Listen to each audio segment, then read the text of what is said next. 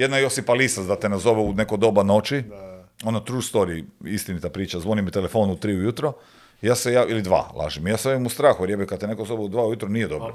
Znači, sranje je opako. Ja se javim i s druge strane čuješ, dobro večer, Marija, vi ste? Ja govorim, da. Ja sad gledam tu nešto na televiziji, ne, pa to je ljude, pa vi ste obučili neku ženu. Ja govorim, da, jesam. Pa mislim, kaj to radite? Vi tako hodate tamo po nekoj cesti, ne, ko neka stara baba, ne? Ja govorim, okej. I kaže na meni, ja sam tako se smijala, pa to je ljude, ne. A znate kaj, kad se ja smijem, pa to vam ne bi prošlo u Hrvatskoj, znate.